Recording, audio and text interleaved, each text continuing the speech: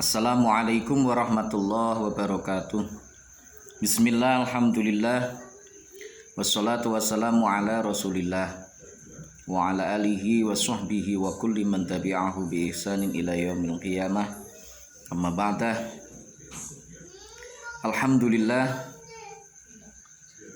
seluruh mahasantri Ma'had Al-Jamiah YIN Tulungagung yang saya cintai, saya banggakan, seluruh musyrifah Ma'had Al-Jamiah YIN Tulungagung yang saya cintai, saya banggakan, juga seluruh pemirsa yang mengikuti kegiatan Daurah Ta'lim At-Turathi dari manapun berada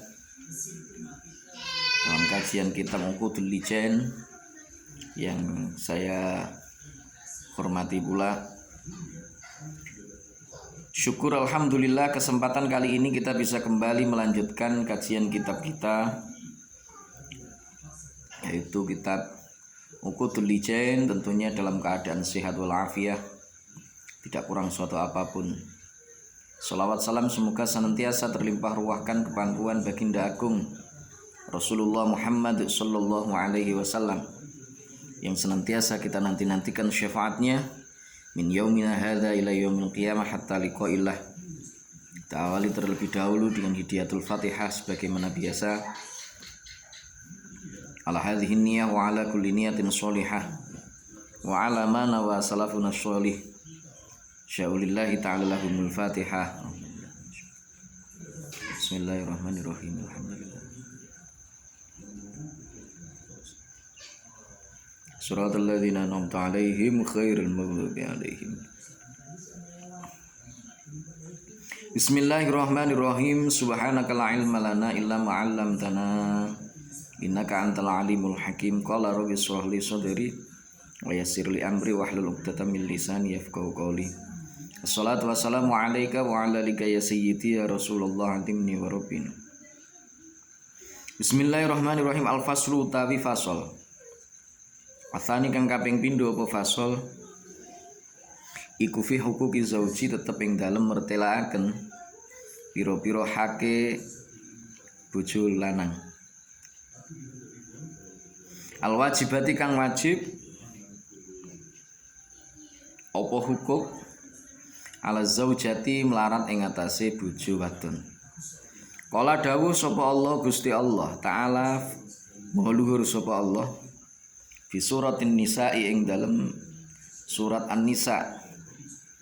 Dawuh ar-rijalu qawwamuna 'alan nisa'i ing kal ar-rijalu qawwamuna 'alan nisa'i. Ar-rijalu ta'i pira-pira wong lanang iku qawwamuna pira-pira wong kang nguasani kabeh 'alan nisa'i ing ngatasé pira-pira wong wadon. Musallituna tegese padha nguasani sapa rijal ala takdi bihinna ing atase mulang tata krama an-nisa bima sebab barang fadhala kang wus ngluwihaken utawa ngunggulaken sapa Allah Gusti Allah bihi kelawan ma ba'dhum ing setengah rijal rijali tegese pira-pira wong lanang ala ba'dzin ing atase setengah kang meneh ayin nisa'i tegese pira-pira wong wadon.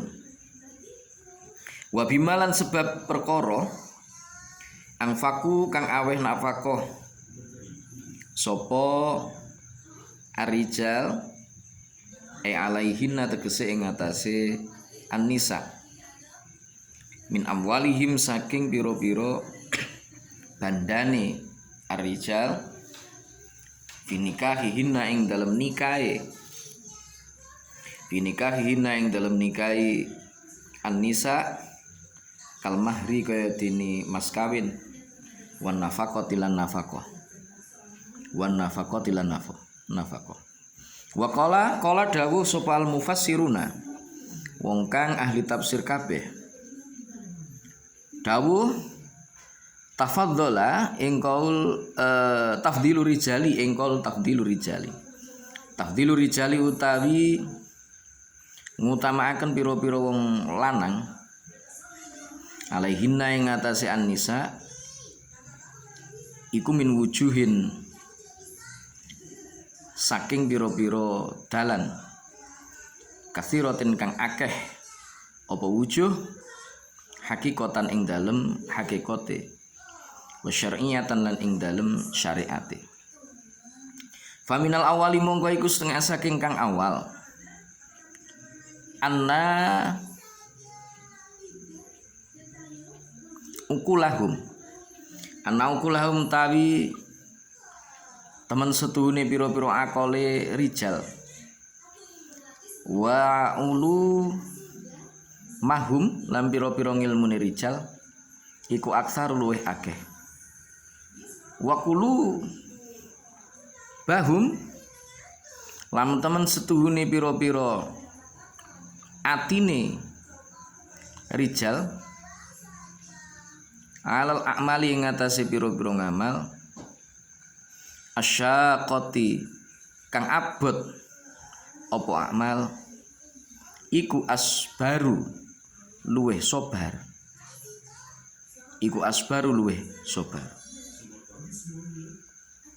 Wakadzali kalan iku kaya mengkene-mengkene aksar al kuwatu tawi kekuatan wal kitabatulan tulisan ghaliban ing dalem kabrai wal furusiyatulan bangsa nunggang jaran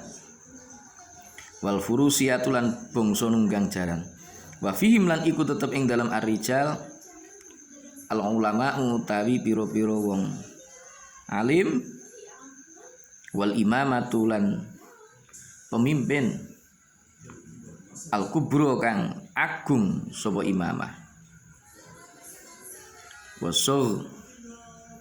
wasughra lan kang cilik sapa imamah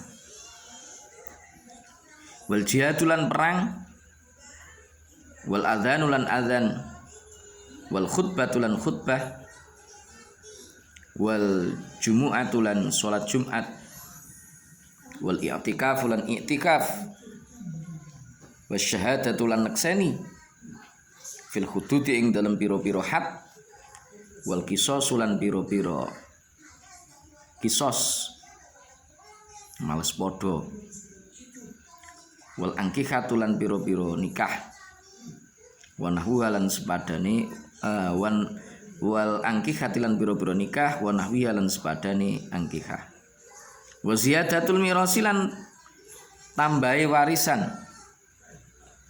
wa ta'sibi lan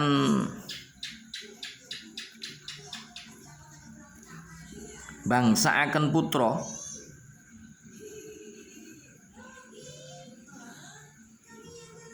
asese kleru wa ta'sibi lan bisa ngasobahaken ngono ya waris asobah iki wa ta'sibi lan bisa bisa asobahaken wa tahammuli diyatilan nanggung diat wa wilayatun nikah lan wali nikah wa talaqulan talak wa raj'atulan baleni wa adatul azwajilan wilangane pira-pira bojo wadon wa ilaihim lan iku maring ar-rijal al-intisabu taimbang saaken tedak turun al-intisabu utawi bangsaaken tedak turun wa minasani lan iku setengah saking kang kaping pindho atiyatul mahri utawi aweh mahar wa nafaqati lan aweh nafaqah wa nahwihi malan sepadane mengkono-mengkono mahar wa nafaqah kada kaya mungkin keterangan fi zawajir ketutur apa dha ing dalam kitab az-zawajir Ibni Hajarin kedene Imam Ibni Hajar al-faslu sani fi huquqi zauji al-wajibati 'ala zaujah bab yang kedua fasal yang kedua yaitu fasal yang menjelaskan mengenai hak-hak seorang suami yang wajib atas seorang istri. Jadi sekali lagi bahwa di dalam kehidupan rumah tangga itu ada hak dan kewajiban baik dari pihak suami maupun pihak istri. Hak dari suami itu adalah kewajiban bagi seorang istri, sementara hak istri adalah kewajiban bagi seorang suami. Nah, dengan demikian, maka sesungguhnya di dalam proses pembangunan rumah tangga, di dalam menjalani bahtera rumah tangga, setiap pihak baik lelaki maupun perempuan itu punya peran dan tanggung jawab masing-masing yang itu harus dipenuhi. Ketika satu sama lain itu sudah saling memenuhi, yang suami orientasinya adalah melaksanakan kewajibannya, sementara istri juga demikian, dia berorientasi bagaimana saya harus memberikan hak-hak suami, melaksanakan kewajibannya sebagai seorang istri. Maka sesungguhnya ketika sama-sama menyadari seperti itu, ini artinya masing-masing hak baik suami maupun istri itu sudah terpenuhi, asalkan sama-sama betul-betul semuanya berorientasi pada kewajiban masing-masing dan tidak menuntut pada haknya saja. Yang terjadi biasanya itu adalah kenapa ada beberapa orang yang tidak berhasil di dalam membina rumah tangga karena saling ngeyelan, merasa hak-haknya belum diberikan oleh pasangannya, sehingga yang terjadi saling tuntut menuntut. Dan kalau itu tidak disadari bahwa ada kewajiban dari masing-masing pihak untuk dilakukan, yang terjadi adalah kekisruan, kegaduhan dalam rumah tangga, purek, ujung-ujungnya nanti tolak, perpisahan. Mudah-mudahan kita semuanya diselamatkan oleh Allah dari perilaku yang halal tetapi sangat dibenci oleh Allah. Jadi tolak itu boleh, tetapi itu sangat dibenci oleh Allah Subhanahu wa ta'ala. Qala Allah Ta'ala fi surati An-Nisa. Allah Subhanahu wa ta'ala berfirman di dalam surat An-Nisa, Ar-rijalu qawwamuna 'alan nisa bima faddalallahu ba'dahum 'ala ba'd. Lelaki itu menjadi pemimpin-pemimpin bagi kaum wanita.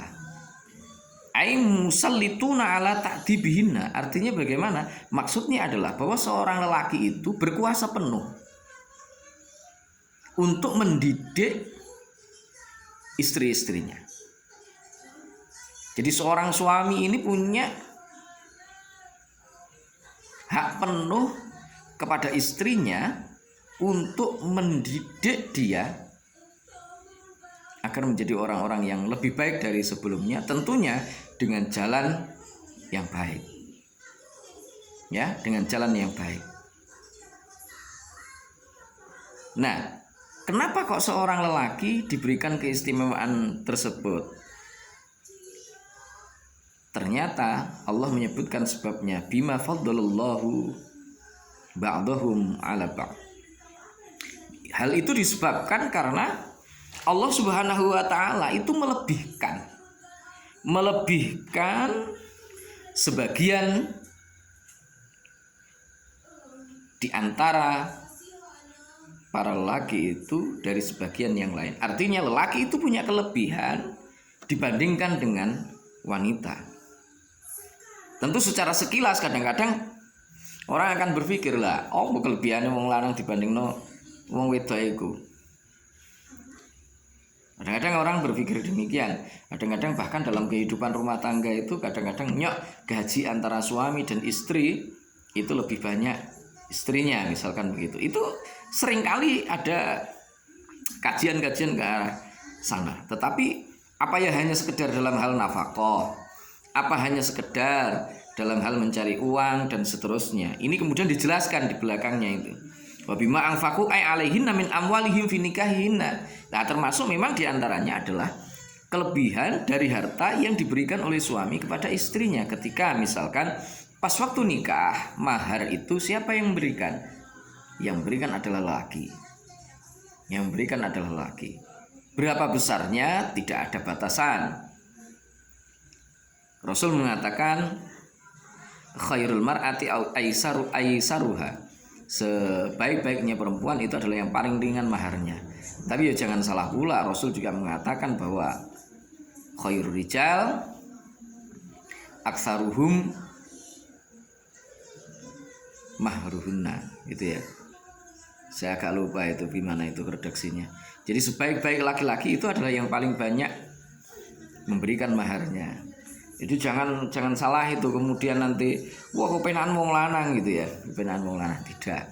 Jadi Rasulullah itu sangat bijaksana. Di sisi lain beliau itu mengatakan kepada para wanita bahwa sebaik-baik wanita itu adalah mereka yang paling ringan maharnya. Tetapi di sisi lain ketika bersama yang cowok-cowok itu ya, mulai laki-laki, itu disampaikan pada mereka yang paling bagus itu laki-laki yang memberikan mahar terbanyak. Artinya ada keseimbangan di situ. Nikah jangan dibikin rumit, nikah jangan dibikin berat, sehingga ketika nikah itu nanti dibikin berat, yang terjadi apa? Orang nyolong-nyolong, akhirnya muncul pelacuran, muncul misalkan itu di pinggir-pinggir jalan atau mungkin di ini kan akibat sulitnya atau beratnya orang untuk menikah.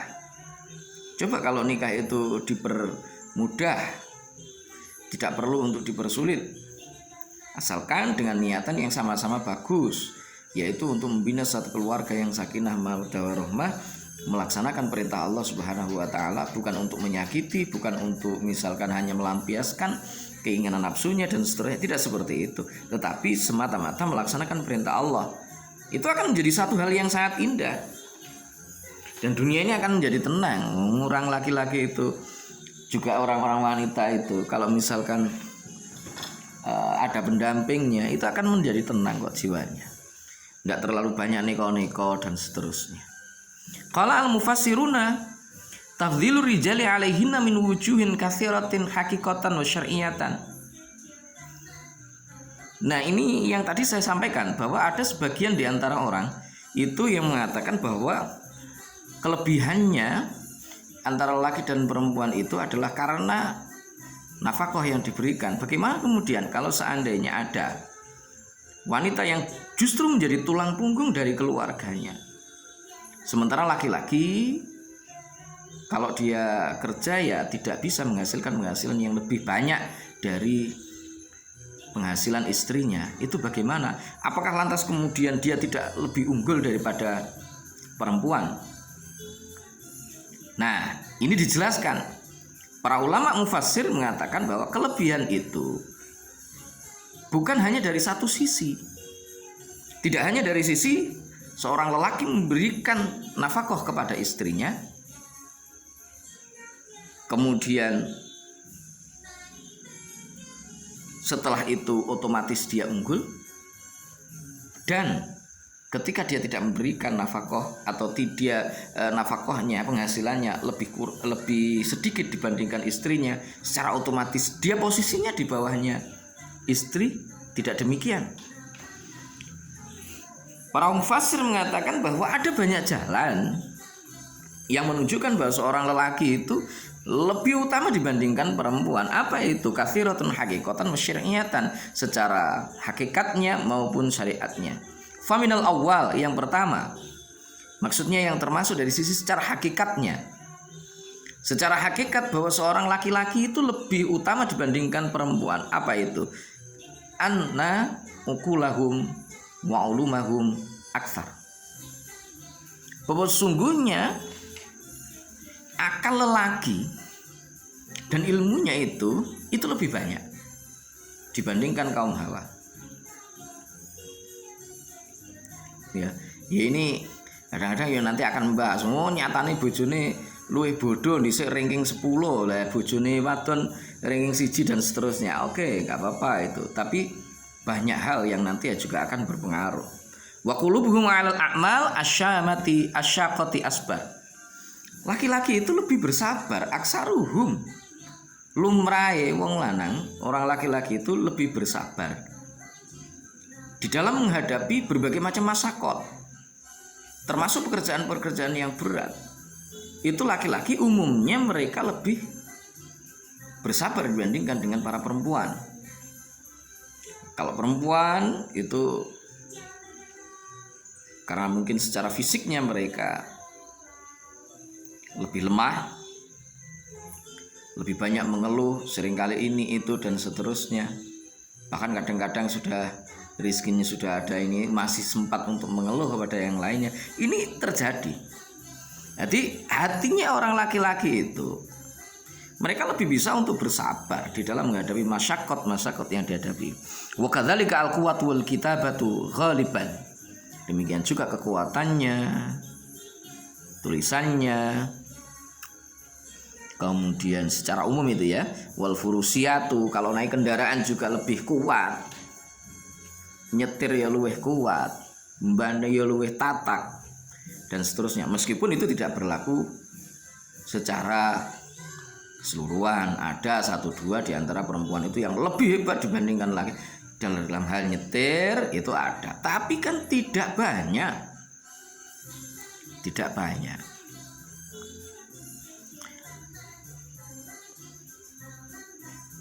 Nah, kemudian wafihim al ulama wal imamatu. Di antara para lelaki tersebut itu juga ada yang menjadi orang-orang alim, ulama, menjadi imam besar maupun imam yang kecil, ahli dalam peperangan, jihad, berjuang. Kemudian azan, khutbah, sholat Jumat, iktikaf, kesaksiannya, kemudian kisos dalam hal pernikahan dan seterusnya. Banyak kelebihan yang dimiliki oleh laki bila dibandingkan dengan perempuan. Wa minasani syar'iyatan, secara syariat bagaimana? Atiyatul mahri wa nafaqati wa nawihima. Secara syara' misalkan seperti laki-laki lah yang memberikan mahar, perempuan yang menerimanya, nafkah diberikan oleh laki-laki, dan seterusnya. Fasolihatu mongko utahe pira-pira wadon solihat iku qanitatun pira-pira wadon kang manut, mutiatun digese pira-pira wadon kang manut, li azwajin maring pira-pira bojo lanangi imro'ah, hafizatun tur pira-pira wadon kang reksa, lil ghaibi maring perkara kang samar. 5 tegese krana perkara yajib kang wajib alaiha ing atase imro'ah apa khifdzuhu ngreksa ing ma khala ghaibihi tegese ing dalam tingkah lungone zauj hala terus ya itu ya hala ghaibati azwajihinna tegese ing dalem tingkah lungone pira-pira bojone bojo lanange imro'at utawa nisa minal furuji nyatane saking pira-pira verji wa amwali zauji lan pira-pira bondone bojo lanang wa sirrihi lan rahasiane zauj wa amtiati baitihi lan pira-pira bekakas omahe zauj bima kelawan perkara hafidho kang reksa sapa Allah Gusti Allah bihifdzin tegese kelawan ngreksane Allah yahunna ing zaujat utawa imro'at wa bitaufiqi lan kelawan pitulungi Gusti Allah au bil wasiyati utawa kelawan wasiat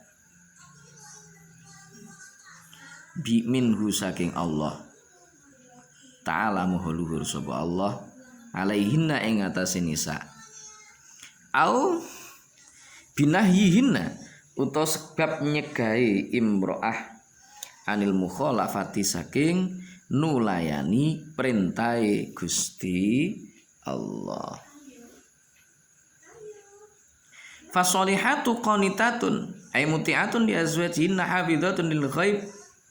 Wanita-wanita solihah itu adalah wanita-wanita yang taat taat kepada suaminya, manut. Kalau diarahkan suaminya ngikut.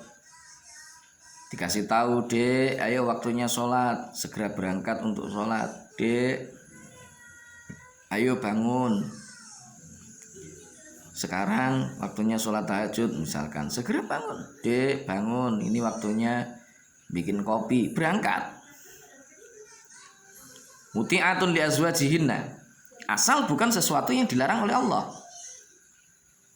Kalau urusan hal yang dilarang oleh Allah, siapapun yang perintah tidak boleh untuk diikuti. Karena ta'ata li makhluqin li ma'siyatil ilah, tidak ada ketaatan kepada makhluk dalam hal urusan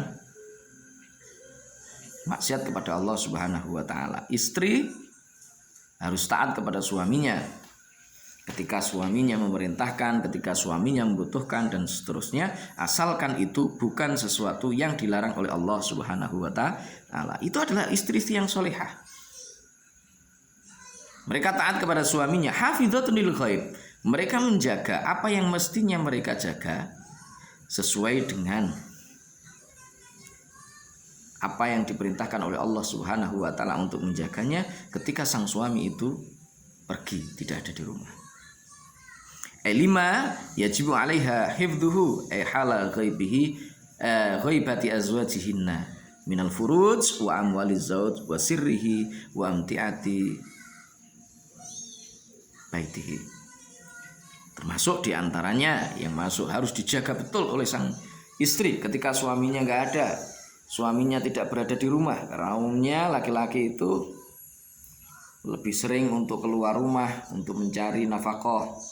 Umumnya loh ya, tidak secara keseluruhan, meskipun ada 1-2 istri yang itu harus keluar rumah juga untuk mencari, membantu suaminya, tapi perannya adalah membantu. Sekali lagi itu harus dipahami. Bahkan kadang-kadang ada lelaki itu yang terpaksa harus pergi ke luar negeri, sudah menikah pergi ke luar negeri untuk mencari nafkah bagi istrinya. Maka termasuk diantara kewajiban seorang istri adalah menjaga dirinya, termasuk adalah menjaga furujihinna, farjinya. Jangan sampai itu kemudian diserahkan kepada orang lain yang bukan suaminya. Itu tidak boleh. Hal yang sangat dikecam oleh Allah Subhanahu wa taala wa Rasulih sallallahu alaihi wasallam. Kemudian harta suaminya dijaga betul. Bagaimana cara menjaganya? Termasuk diantaranya menggunakan sesuai dengan keperluan. Dan ketika misalkan mau bersedekah atau mungkin untuk apa, meskipun itu amal, ya izin sama suaminya. Atau misalkan di situ mau membeli kebutuhan yang itu tidak atau bukan kebutuhan primernya, maka seyogianya dia memberitahu suaminya. Supaya apa?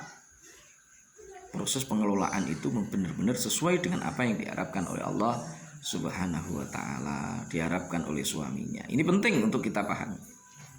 Enggak lagi rahasia suaminya jangan diebarkan kepada orang lain. Karena setiap orang mesti punya rahasia. Yang tahu rahasianya suami itu adalah istrinya. Karena dia lebih sering, dalam 1 kali 24 jam lebih sering bersama dengan istrinya. Bahkan apa yang dirahasiakan oleh suami pada istri hampir-hampir tidak ada. Pun pula istri pun juga begitu. Mulai dari ujung rambut, ujung kaki, semuanya tahu. Laki-laki maupun perempuan, suami istri sama-sama saling tahu. Artinya cacat dari masing-masing itu tahu. Dan peran bagi seorang suami dan istri adalah hunna libasul lakum wa antum libasul lakum. Laki-laki sebagai selimut perempuan, perempuan sebagai selimut laki-laki. Artinya apa? Artinya tutupi masing-masing cacat dari suami dan istri. Suami menutup cacat istrinya, istri menutup cacat suaminya. Jangan sampai dieber-eberkan, diberitakan kepada orang lain. Itu jangan sampai. Itu hal yang sangat rahasia bagi seorang suami maupun istri. Itu penting, ya, penting untuk kita ketahui. Bahkan sampai orang tua kalian. Jangan sampai tahu cacat dari suami kalian. Orang tua kalian jangan sampai tahu cacat dari istri kalian. Jangan sampai. Karena dalam membina hubungan rumah tangga, masalah dalam rumah tangga itu harus diselesaikan oleh suami dan istri tanpa melibatkan orang lain. Lah kalau nanti mertua itu tahu, mertua nih sampean misalkan agak cekcok dengan suaminya, sampean matur sama bapak utawa ibu cerita tentang kejelekan suaminya, mereka langsung percaya. Mereka akan langsung percaya kepada anaknya tanpa konfirmasi dan tanpa kemudian melakukan penelitian apa sih sesungguhnya yang melatari sehingga kemudian muncul masalah seperti itu. Ini parah dan berat. Bahkan kadang-kadang, mohon maaf, seringkali terjadi perpisahan dalam kehidupan rumah tangga itu yang diakibatkan oleh campur tangan morotuo. Itu penting.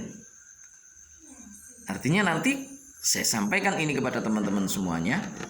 Kalau sudah membina rumah tangga, berarti harus sanggup untuk menjadi libas bagi pasangan masing-masing. Harus sanggup untuk menjadi pakaian penutup, selimut yang menutup aib-aib yang dimiliki oleh pasangannya masing-masing. Jangan sampai kemudian aib yang dimiliki oleh pasangan masing-masing itu kemudian bisa diketahui oleh orang lain. Karena sesungguhnya ketika hal itu diketahui oleh orang lain atau kita menyampaikan hal itu kepada orang lain tentang cacat pasangan kita, maka sesungguhnya kita sedang mengurai kejelekan atau mengumumkan kejelekan yang ada pada diri kita sendiri. Karena kita adalah libasul lakum wa antum libasul lahunna. Penting ya teman-teman.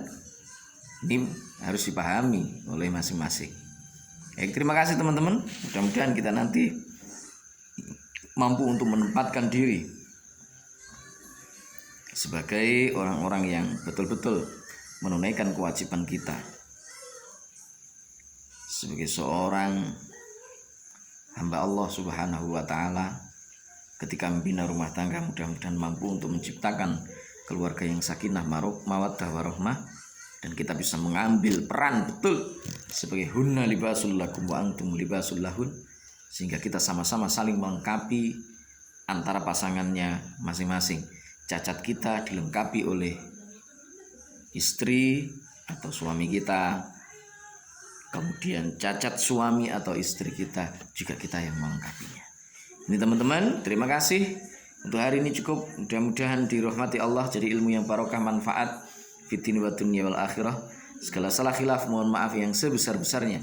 Billahi taufiq wal hidayah minar rasul sallallahu alaihi wasallam asy-syafa' wa tarbiyah wa minal khaus radhiyallahu an-nadrah wal barakah wal karamah. Wassalamu alaikum warahmatullahi wabarakatuh.